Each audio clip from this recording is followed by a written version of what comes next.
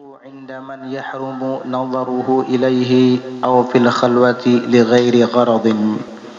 Dan termasuk maksiat farji atau kemaluan adalah at-takasyufu, membukanya, yakni membuka auratnya.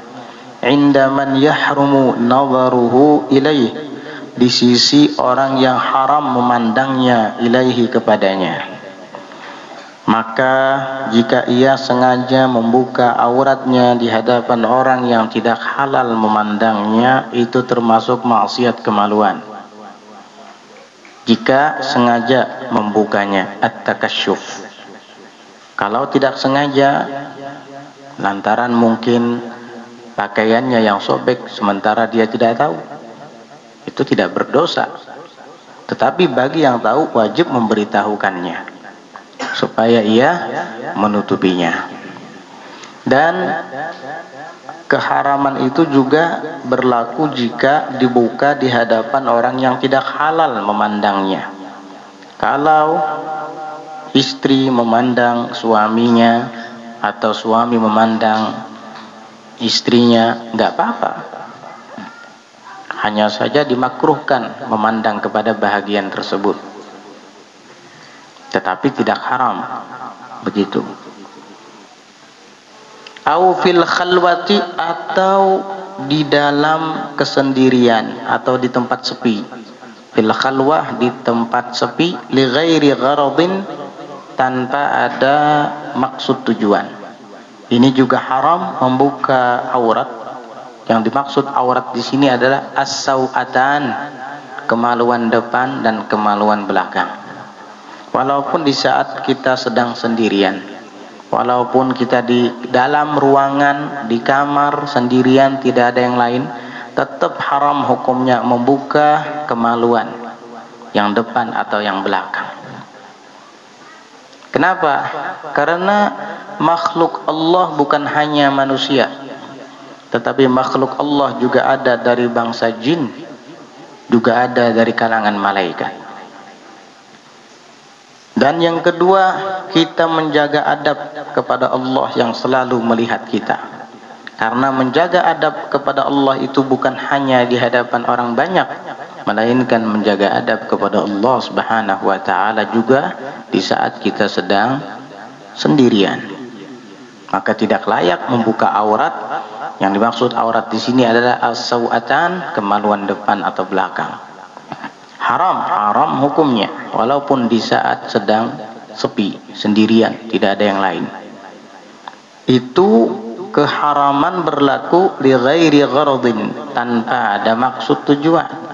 Tapi kalau ada maksud tujuan, seperti ingin buang air kecil atau ingin buang air besar, gak mungkin kita ngumpul di celana, ya kan?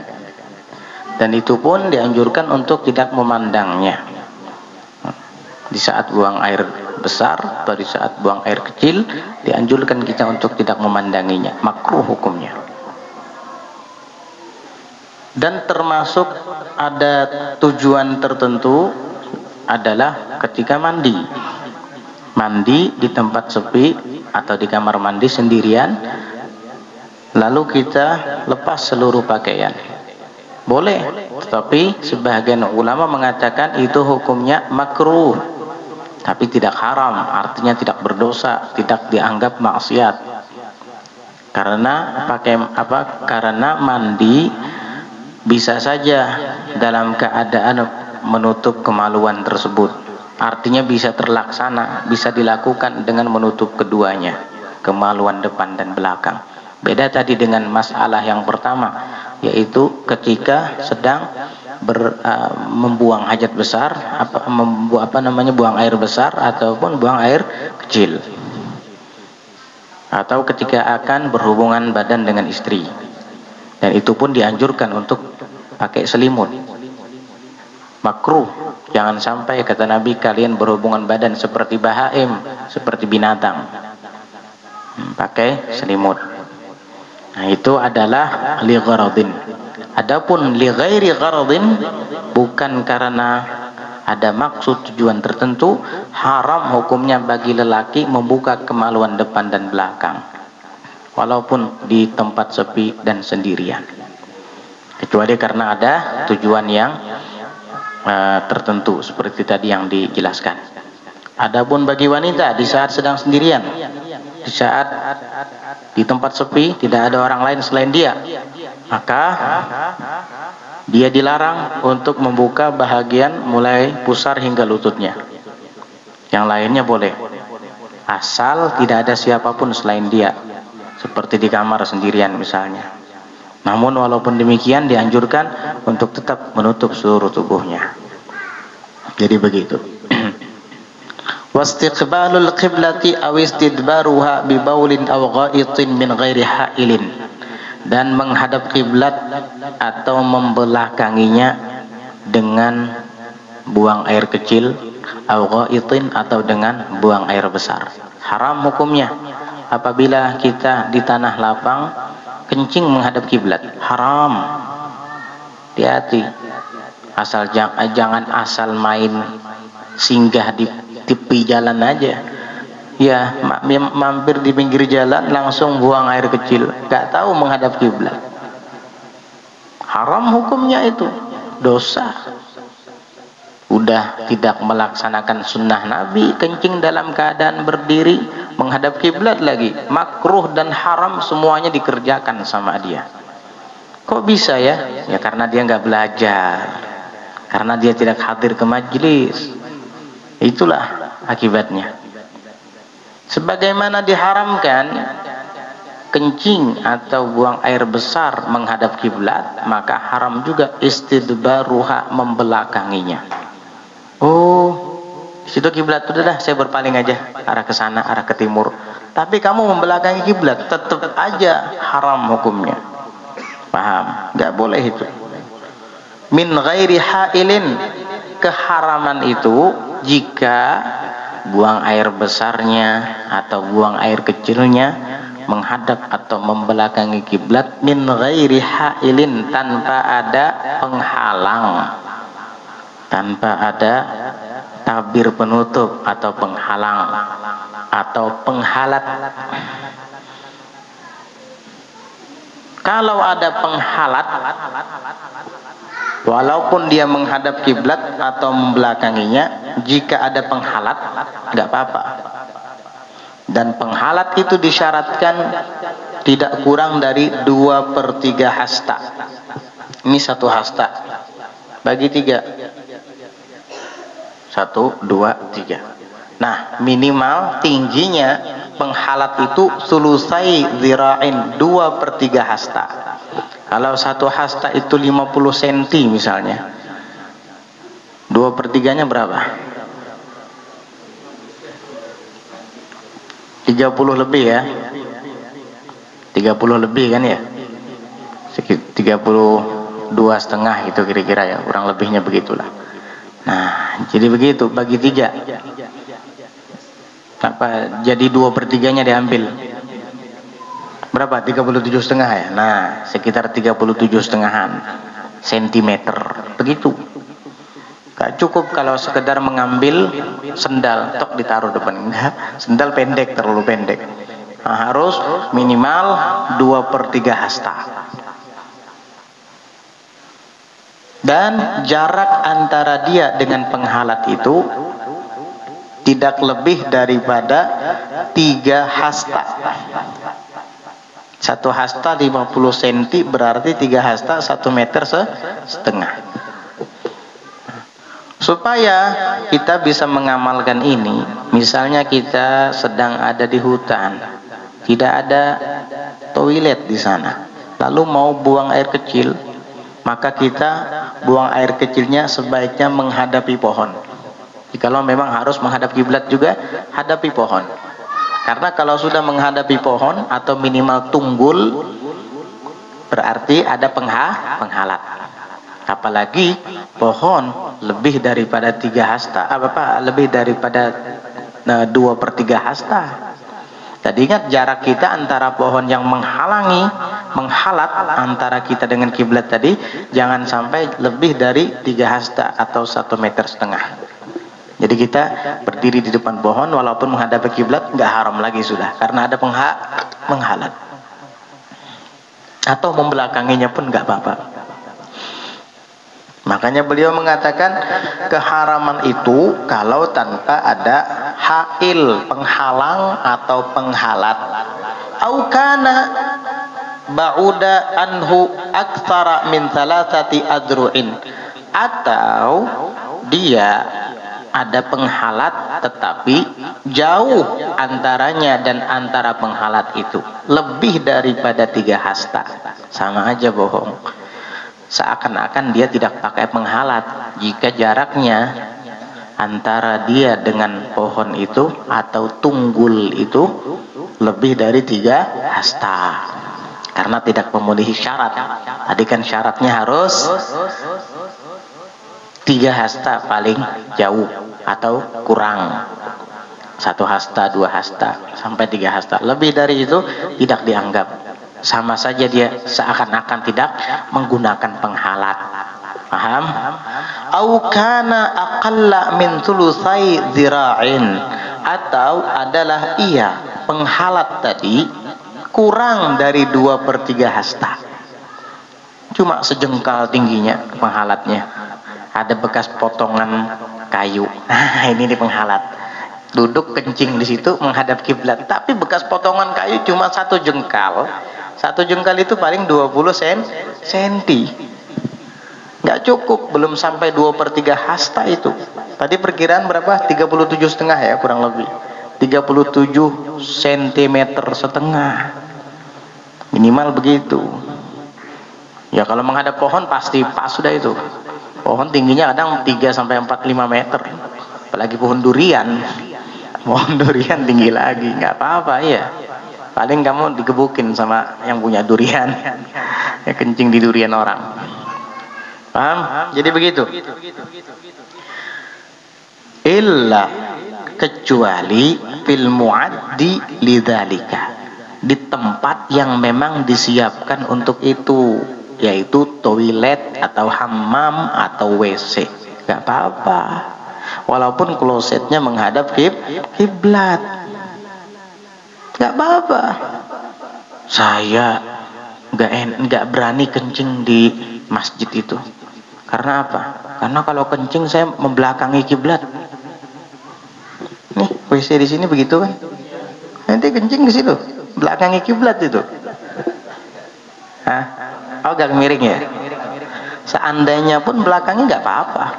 Orang memang itu dipersiapkan untuk buang air kecil atau air besar. Lagi pula dinding-dinding itu dianggap penghalat. Makanya dikecualikan illa fil muaddi lidzalik, kecuali pada tempat yang memang disiapkan lidzalika untuk itu, maka tidak haram. Maka tidak haram.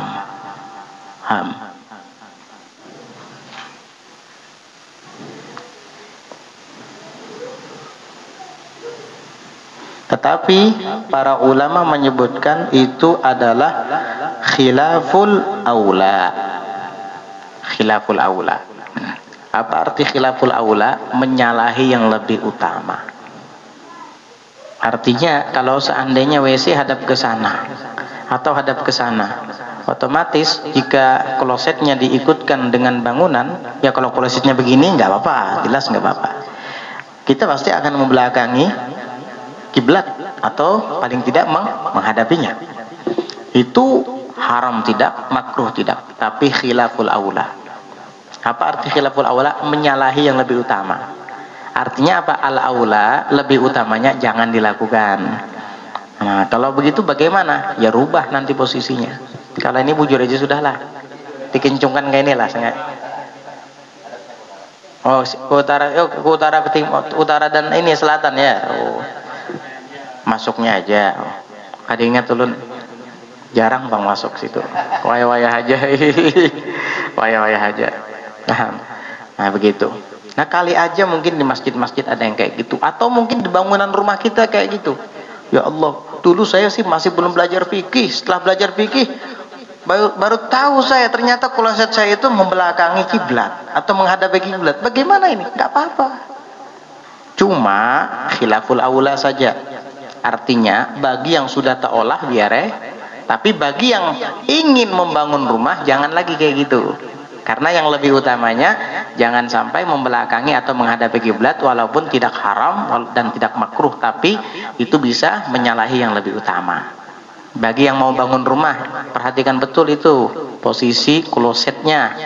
Ya, tapi bagi yang sudah membangun rumah, sudah terlanjur, maka tuntung hanya 2 minggu yang lalu. Ya jangan dirombak, keluar biaya lagi nanti. Lumayan itu. Iya, lumayan. Kalau 500.000 lebih itu. Iya, belum upah tukangnya, belum menukar semennya, belum pasirnya, semen. Wah, ini larang bener. Ya, bagi nang kada berduit, bagi nang mau duit sama enak kayak dahulu juga. Nya nominalnya jadi menaik. Ya kalau munnya kau menukar murah toh, mun kada kau menukar hanya larang. Khair insyaallah. Paham? Jadi begitu. Jelas sudah tafsilannya jelas. Menghadap kiblat atau membelakangi kiblat haram. Kecuali ada penghalat. Dan penghalatnya itu disyaratkan harus lebih dari 2/3 hasta atau lebih. Dan jarak antara kita di saat berlindung dengan penghalat itu jangan lebih dari 3 hasta, kurang lebih 1,5 meter. Ini kalau di tanah lapang. Nah, tetapi jika di tempat yang memang disiapkan untuk buang hajat, WC, toilet, jamban, kakus, apa lagi?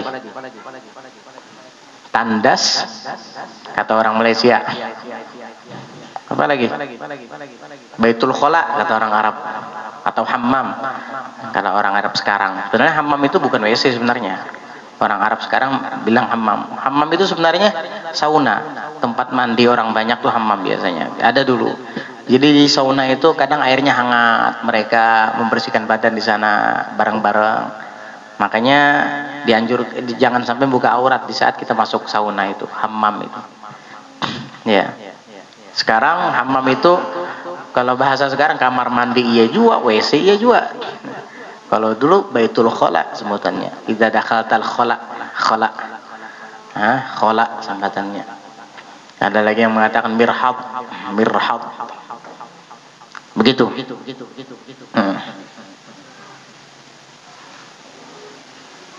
Khola. Ada yang mengatakan khola itu nama syaitan itu. Ya. Ada yang mengatakan khola itu diambil dari kalimat kholwah. Khola yakhlu, kholaan wa kholwatan. Sepi. Karena kita sendirian. Ini ada faedah yang lumayan bagus untuk kita baca dari Ibnu Ujail al-Yamani. Far'un. Di dalam syarahnya ada disebutkan oleh Syekh Muhammad Nawawi bin Umar al-Jawi al-Bantani. Kata beliau far'un. Cabang permasalahan. Dzakara Ibnu Ujailin al-Yamani fil Ujalata an Kitabil Ilali. Al-Imam Ibnu Ujail al-Yamani, nama aslinya Ahmad bin Musa bin Ujail al-Yamani, di dalam Ujalah dari kitab Al-Ilal, adaban hasanatan, menyebutkan beliau di kitab itu adab-adab yang baik. Liqadil hajah, bagi orang yang ingin buang hajat, mau buang air besar atau air kecil. Wahia, ia adalah satu, an ya'rifa, hendaknya orang itu mengetahui, annal khala'a ismu syaitanin muwakkalin bidzalika al-mawdi'i. Khala itu adalah nama syaitan yang memang ditugaskan untuk berdiam di tempat itu, di WC, di kamar mandi, atau di toilet, di jamban, kakus. Itu ternyata khola, ada yang mengatakan nama syaitan. Makanya Baitul Khola, rumahnya syaitan yang bernama khola. Harus tahu kita itu. Tujuannya apa kalau kita tahu itu? Fa idza atal khola'a fayanbaghi an ya'lama. Maka apabila ia sudah datang ke WC tadi, sepatutnya ia mengetahui annahu yaqsidu syaitana, bahwasanya dia sekarang bertujuan mendatangi syaitan. Ya, kalau kamu mau ke WC berarti kamu mendatangi syaitan. Falyahdhar kaidahu, maka hendaknya ia hati-hati kaidahu akan tipu muslihatnya, tipu dayanya. Mun sudah tahu WC itu adalah tempat setan, hati-hati kamu di sana. Jangan bawa HP. Bawa HP setengah jam lebih di WC sambil SMS-an sambil chat-chatan. Ya Allah, sampai kering. Mau istinja kok keras. Ente pakai HP. Astagfirullahaladzim. Ini anak-anak nih, perhatikan orang tuanya yang memberi adab dari usia dini. Kalau dibiarkan terus bengkok tuh anak. Hati-hati main Mobile Legends dalam WC. Subhanallah. Tegur tuh anak-anaknya. Gimana mau negur anak, abahnya nang mau luakan. Masuk WC kayak itu juga. Ya Allah, sambil berokok lah. Udah tahu itu tempat setan, lama-lama di situ. Ingat, ini adab yang sangat bagus ini, mengingatkan kita. Akhirnya mengkhayal. 3 bilah rokok habis, kadang merasa menghayal nukar tanah, menghayal membangun toko. Ya Allah, khayalannya selangit. Naudzubillah. Karena apa? Di situ tempat setan di situ. Baitul Khola, rumahnya setan yang bernama Khola. Jangan ngasih nama anak Khola ya. Ngasih nama anak Khola, nama setan itu. Khola. Wal yuqallil min ityanihi, dan hendaknya ia yuqallil, mempersedikit, artinya jarang-jarang lah, min ityanihi, daripada mendatanginya. Udah tahu itu rumahnya syaitan yang bernama Khala, maka hendaknya dia jangan sering-sering ke sana. Ya, yuqallil saja, yaitu dipersedikit, jarang-jarang untuk mendatanginya. Biqillati ta'am, caranya bagaimana? Dengan menyedikitkan makanan. Jadi kalau pian kada tapi banyak makan, insya Allah kada rancak juga bertamuan lawan setan di rumahnya. Tapi kalau pian banyak makan, hanyar bener makan, melihat ada mandai, intalu bedadar, haram makan pulang. Akhirnya apa? Silaturahim pulang ke rumah setan. Hari-hari 5 kali silaturahmi lawan setan. Di mana? Itu di WC. Kan kamu berkunjung ke rumahnya dia, silaturahim, berarti kamu sana. Baitul Khola, rumahnya setan. Jangan sering-sering ke sana. Di saat perlu saja. Iya, di saat perlu saja. Wa an yamshiya mutawadhi'an mutafakkiran bi ni'amillahi alaihi haitsu at'amahu wa saqahu wa akhrajahu anhu hina adahu. Hendaknya dia berjalannya itu merendah, tawadu, mutafakkiran, dalam keadaan bertafakkur, fi ni'matillahi alaih, di dalam nikmat Allah atasnya. Jadi pergi ke WC itu berjalan dengan santai, ya. Kemudian sambil bertafakkur. Kayak Pak Ulun sudah kebelet. Kebelet itu karena kamu menahani. Makanya kada boleh menahani bekami, menahani buang air besar. Itu dimakruhkan, apalagi ketika akan sholat. Ternyata kemakruhannya itu bukan dalam syariat saja, tetapi syar'an wa tibban. Dalam syariat dimakruhkan, terutama ketika akan sholat, di dalam medis, kedokteran pun dimakruhkan, karena itu bisa mendatangkan penyakit. Gara-gara mau buang air kecil ditahan lama, akhirnya saluran kemihnya infeksi, jadilah penyakit prostat. Gara-gara menahan buang air kecil kelamaan, akhirnya ada beberapa sari-sari makanan itu menumpuk dan menjadi batu. Akhirnya kencing batu. Orang Banjar bilang batu marin. Batu marin. Gara-gara apa? Kelamaan ditahan, akhirnya menumpuk itu kotoran-kotoran yang ada di air seni dan membeku, menyatu jadi batu. Penyakitnya, penyakit itu. Buang air besar ditahan begitu lama. Ya, akhirnya apa? Bisa menjadi penyebab usus buntu nanti. Jadi begitu. Berarti kalau kita disuruh untuk berjalan santai sambil bertafakkur, berarti jangan nunggu kebelet. Tahu kebelet? Bahasa Banjarnya apa kebelet tuh ya? Hah? Ada tahan lagi? Itu apa? Ya ada tahan lagi ya leh. Kenapa ikan bahancap ke WC? Ada tahan lagi? Nah itu. Kalau bahasa Indonesia ada kebelet katanya. Hah? Mak panjang bener lah. Mengkabam hari-hari. Panjang bener. Nah itu.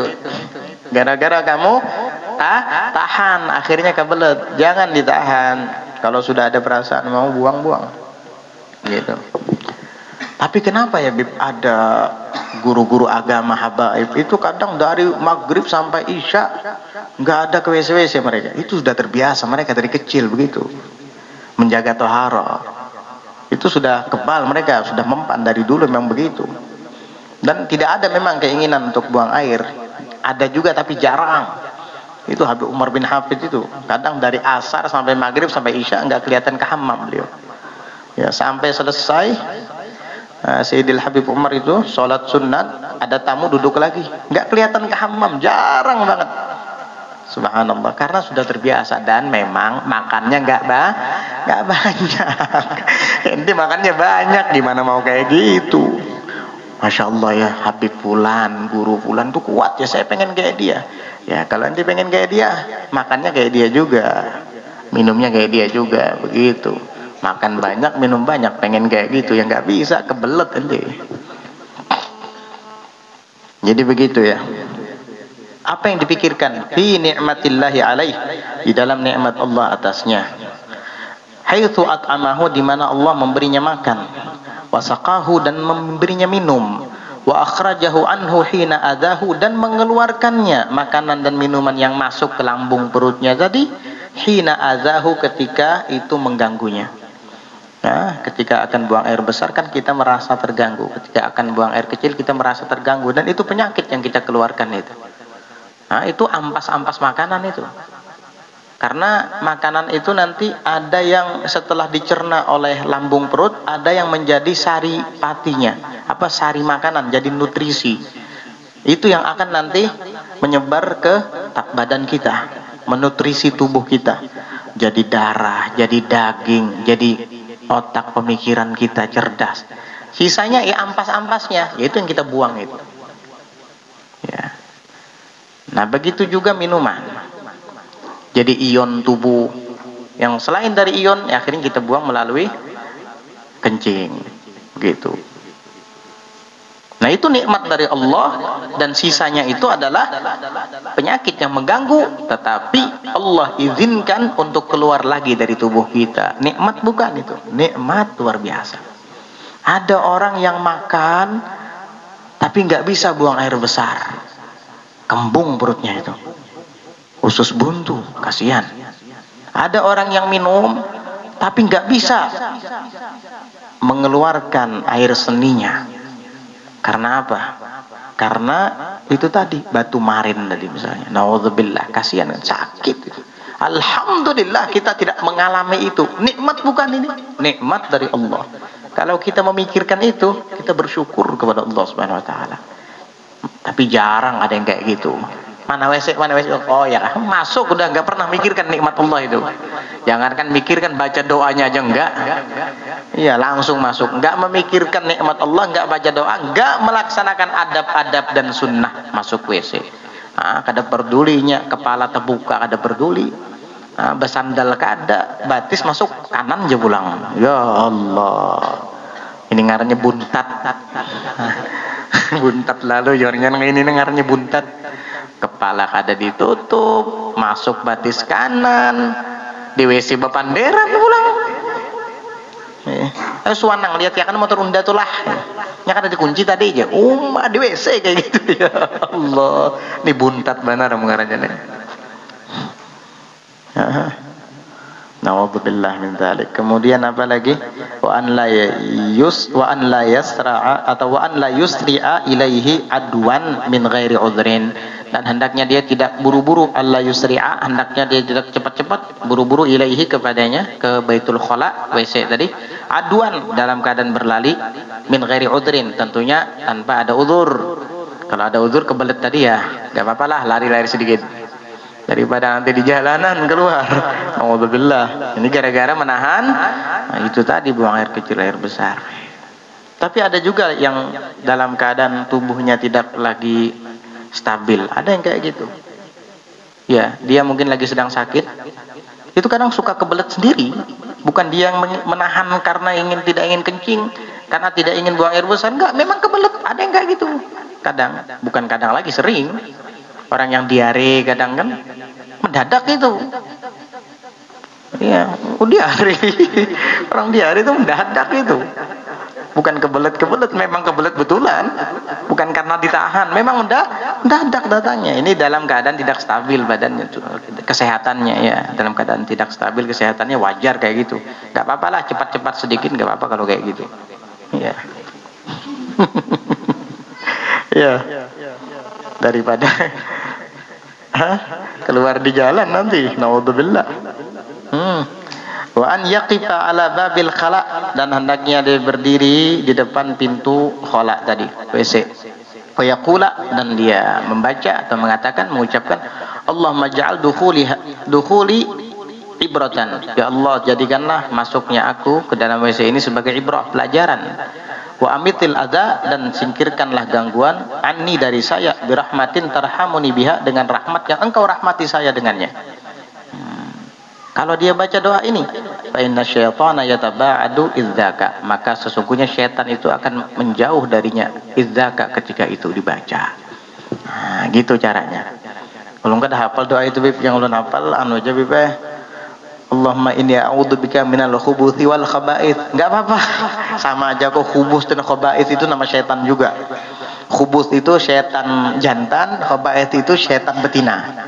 Ya, dia berlindung kepada Allah dari syaitan-syaitan jantan dan syaitan-syaitan betina. Ada juga ya, Bib, ya. Ya kayak ayam juga syaitan itu. Kayak iblis syaitan itu kayak binatang juga, ada jantan, ada betina. Allahumma inni a'udzubika minal khubuthi wal khaba'ith. Tapi kalau ditambahkan lagi doa ini ya tambah bagus. Allahumma ja'al dukhuli ibratan wa amitil adza anni birahmatin tarhamuni biha. Allahumma ja'al dukhuli ibratan wa amitil adza anni apa tadi? Birahmatin tarhamuni biha. Ya. Sekali lagi, Allahumma ja'al dukhuli ibratan wa amitil adza anni birahmatin tarhamuni biha. Birahmatin tarhamuni biha. Sudah hafal ya? Sedikit kok kalimatnya, lebih panjang Al-Fatihah. Al-Fatihah hafal ya? Masa ini enggak hafal? Fatihah aja hafal, ini enggak hafal gimana? Lebih panjang dari Fatihah, bahkan lebih panjang dari Qul huwallahu ahad. Qul huwallahu ahad hafal enggak? Masa ini enggak hafal? Pendek banget. Allahumma ja'al dukhuli ibratan wa amitil adza anni birahmatin tarhamuni biha. Nah, ulun hafal dah, alhamdulillah. Jadi begitu, syaitan akan menjauh nanti. Itu sepintas tentang adab-adab masuk WC. Jadi jangan lawas-lawas di WC. Ya, ada syaitan di situ. Wattaghawwutu 'alal qabri, dan buang air besar di atas kuburan. Lagian ngapain buang air besar di atas kuburan? Naudzubillah. Itu termasuk dosa atau maksiat kemaluan. Kada aku muar benar lawan inya tuh.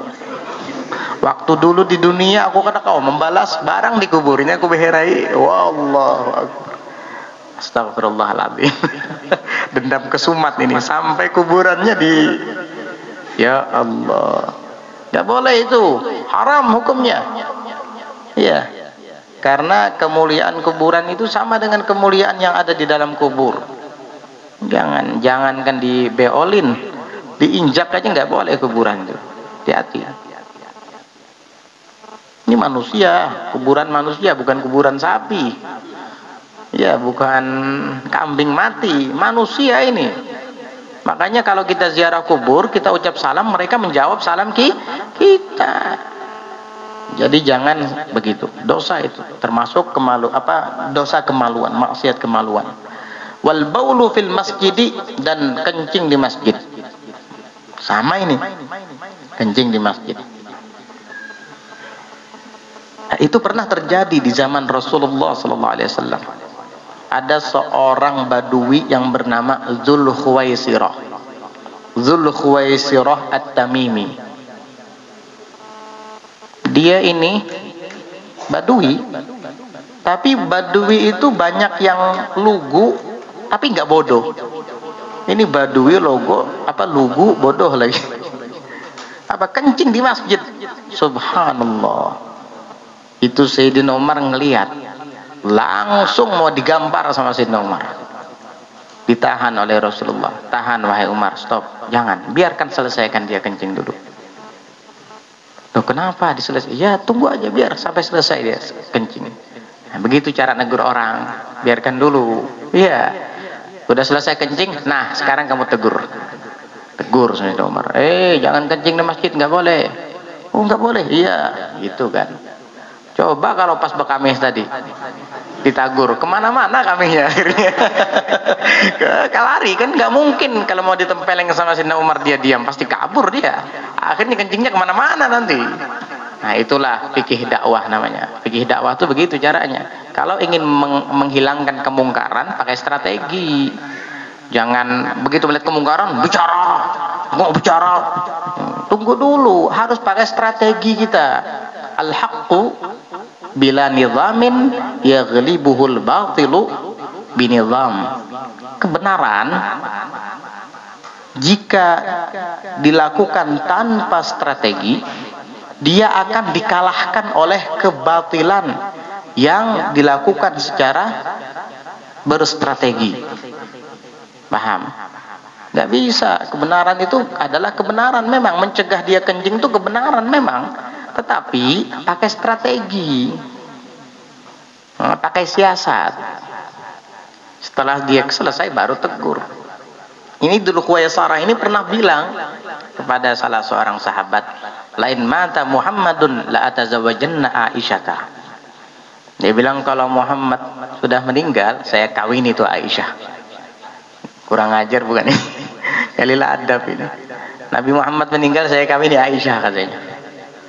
Akhirnya turun ayat, tidak boleh mengawini istri-istri Nabi setelah Nabi wafat. Tidak halal bagi siapapun istri-istri Nabi setelah Nabi wafat. Gara-gara Dzulkhuwaisirah ini. Pernah dia baca doa, Allahumma arhamni wa Muhammada wa la tusyrik ma'ana ahada. Allahumma arhamni wa Muhammada.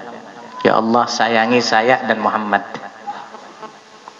Itu setelah ditegur sama Sayyidina Umar tadi kalau nggak salah, itu dia baca doa gitu, Allahumma arhamni wa Muhammada. Ya Allah, rahmati saya dan Muhammad. Wala tusyrik ma'ana ahada, dan jangan engkau ikut sertakan bersama kami seorang pun.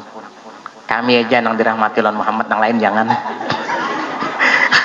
Doa kayak gitu. Akhirnya Nabi mengatakan kepada dia, ya Dzulkhuwaisirah, laqad hajjartal wasi'.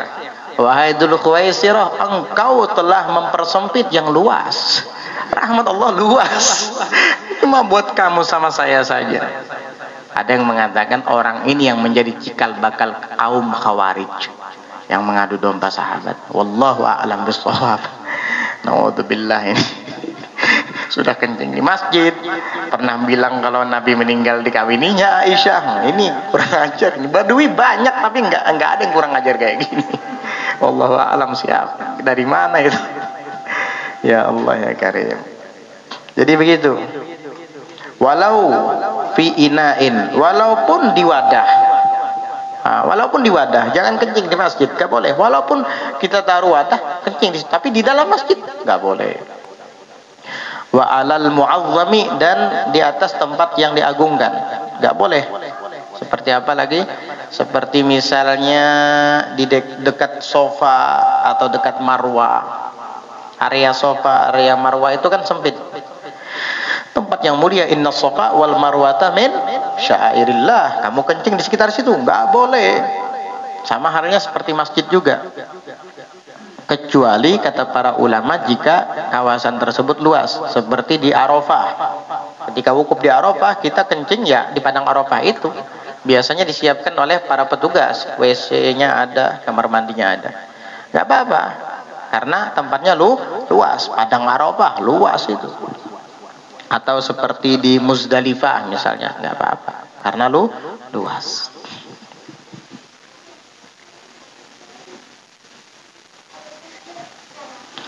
Watarkul khitani ba'dal bulugh, dan tidak bersunat, meninggalkan berkhitan, maksudnya tidak mau disunat. Ba'dal bulugh, sampai setelah balik, haram hukumnya itu, maksiat, kemaluan itu. Dikhitan, ya, dikhitan sebelum balik. Apa hukumnya khitan? Wajib. Wajib, khususnya dalam madhab kita Asy-Syafi'i, laki-laki dan perempuan. Cuman khitan perempuan itu waktu masih bayi nggak masalah. Tapi kalau apa namanya, dan tidak sesakit laki-laki. Kalau laki-laki lihat kondisinya, dan dianjurkan hari ke-7 jika bisa. Tapi kalau kira-kira tidak bisa, tunda lagi hari ke-14 sampai hari ke-21, kelipatan 7 sampai hari ke-40. Ya, kalau nggak bisa ya sampai dia bisa kapan kira-kira, asal jangan sampai balik. Arti nggak bisa di sini, maksudnya nggak bisa di sini, artinya mungkin alat vitalnya terlalu kecil, nggak bisa disunat karena khawatir, atau mungkin khawatir pendarahan begitu. Bukan nggak bisa di sini karena anaknya berontak. Ya kalau berontak sampai bujang berontak terus, ya, nggak bakal mau disunat. Kalau memikirkan anak berontak ya nggak disunat-sunat anak. Iya, jadi harus disunat, dikhitan.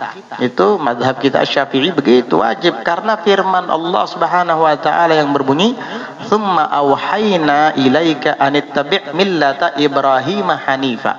Kemudian kami wahyukan kepadamu wahai Muhammad agar mengikuti agama Nabi Ibrahim yang suci.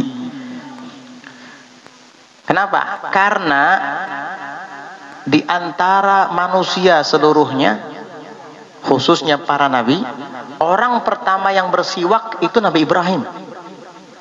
Orang pertama, manusia pertama yang bersiwak Nabi Ibrahim. Bersih Nabi Ibrahim itu. Kemudian manusia pertama yang beristinja dengan air Nabi Ibrahim. Dulu istinjanya dengan batu. Tapi yang pertama kali menggunakan air, alat istinja, Nabi Ibrahim. Subhanallah. Dan orang pertama yang dikhitan Nabi Ibrahim juga. Nabi Ibrahim. Dalam riwayat umur Nabi Ibrahim itu ketika dikhitan 80 tahun. Dengan apa? Bil qaddum. Apa qaddum itu? Ada yang mengatakan nama kampung, nama daerah. Di daerah Qaddum. Ada lagi yang mengatakan qaddum itu adalah alatun najjar, alat pertukangan. Yaitu kapak.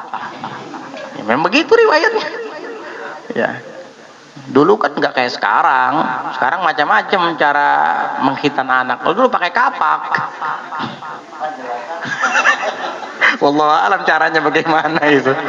Yang jelas riwayatnya begitu. Ada yang mengatakan Qaddum itu nama daerah Qaddum, nama daerah Qaddum namanya. Ada yang mengatakan kapak itu alat pertukangan. Mungkin gunting dulu nggak ada mungkin. Sekarang canggih, pakai itu. Apa namanya tuh, kawat dipanaskan sampai pijar. Bukan laser sih itu, orang aja yang bilang laser. Laser itu cahaya, ini bukan cahaya, kawat. Saya juga penasaran dulu, apa sih disunat pakai laser? Apa betul bisa disunat pakai laser? Ternyata bukan laser itu, kawat dipanaskan sampai pijar, sampai merah. Tapi nggak berdarah kalau pakai itu, cuman keciuman bau hangus. Tapi waktu dijahit baru ada darahnya karena ditusuk dengan jarum. Kok tahu Bib? Ya saya pernah lihat anak saya begitu dulu waktu disunat. Masih kecil dia dulu, masih kecil. Oh, ini yang dimaksud laser-laser itu. Saya kira ada cahaya gitu. Oh, kayak film-film robot bahari gitu saya. Betul apa enggak itu? Ternyata enggak. Ada memang alatnya, kayak sisir gitu, kayak sisir yang sudah enggak ada giginya lagi. Sisir. Terus yang ada hanya kayak gergaji besi di memotong persis kayak gitu. Kayak gergaji besi itu ada kan alat buat kayak itu handle-nya dia tuh. Ya pengencang gergaji besi kayak gitu. Terus kawat, dia pencet itu kawat langsung pijar jadi merah. Ada memang alatnya, dipencetnya langsung pijar kawat itu jadi merah. Kecil aja, nggak kayak gergaji besi itu besar banget, enggak, kecil-kecil. Oh itu ternyata dibilang laser-laser. Saya kira laser cahaya kayak film-film robot-robot dulu itu. Ternyata kawat panas itu sampai pijar warnanya. Ya kalau nggak keluar darah memang khawatir ya, berbahaya. Tapi pas dijahit itu keluar sih darahnya. Pas dijahit ya keluar darah. Begitu. Wajib hukumnya itu laki-laki, perempuan. Apa yang dihilangkan? Kalau laki-laki yang dihilangkan adalah bahagian yang menutupi hasyafah. Hasyafah itu bagian atasnya zakar itu harus terbuka semua. Ketika di khitan harus hilang itu. Kalau perempuan badar namanya, badar walaupun sedikit, yang penting yutlaq alaihil ism. Begitu. Kalau khitan itu ditinggalkan sampai akhirnya balik, haram, dosa dia. Orang tuanya juga dosa, ledor soalnya. Dan itu dianggap maksiat kemaluan. Dan ingat, orang yang tidak dikhitan itu tidak akan bersih ketika istinja, karena sebahagian dari air kencingnya itu masuk ke dalam kuluf itu, tahan di situ, tersebar di situ, sulit mengistinjakannya sudah kayak gitu. Bagaimana Bib kalau ada mayat meninggal dunia dalam keadaan dikhitan, belum dikhitan, apa perlu dikhitan? Gak usah dikhitan. Kalau sudah meninggal gak usah dikhitan. Gak usah kalau sudah meninggal, jangan dikhitan. Gitu. Sudah meninggal dikhitan. Jangan ya. Tapi tidak akan bisa sampai ke sana. Jadi bagaimana caranya? Di sini ada khilaf. Kalau menurut Imam Romli, udah mandikan, langsung kuburkan tanpa disolatkan. Tapi menurut Imam Ibnu Hajar enggak, ditayamumi dan solatkan. Mandikan, kemudian wudukan, dan tayamumi dengan niat mentayamumi di bagian kuluf yang tidak bisa tersentuh air tadi. Lalu disolatkan dan dikuburkan. Terserah mau milih qaulnya Imam Romli atau Imam Ibnu Hajar. Kalau Imam Romli pokoknya antara dua, lupa lun. Kalau kesannya Imam Romli yang mengatakan mandikan, kapankan, langsung kuburkan, gak usah disolatkan. Gara-gara kada bersunat. Ya. Tukang mandi pasti tahu itu, kan yang tukang mandikan, ya. Dan ini perlu diperhatikan juga. Ini penting tafsil ini. Kalau Syekh Ibnu Hajar tadi kan tetap dimandikan, kemudian diwudukan, nanti yang di kulufnya itu ditayamumikan, tayamumkan. Kemudian baru dibungkus sama kain kafan dan disolatkan lalu dikuburkan. Tayamum itu sudah menggantikan bagian kulufah yang tidak terkena air tadi.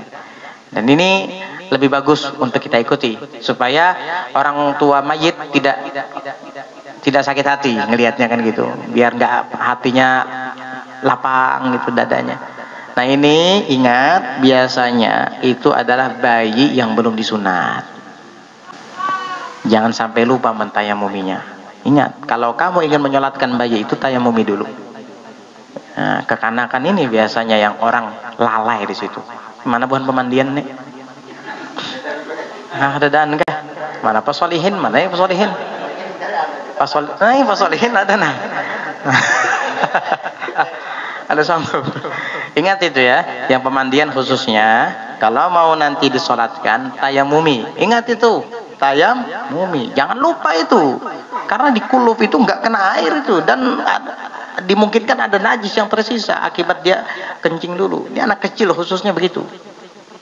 Hati supaya sah mensolatinya, menyembahyangkannya kena. Paham? Ini catatan penting bagi yang tukang mandikan jenazah. Jika dia masih belum di khitan, biasanya anak kecil kayak gitu. Nah ya.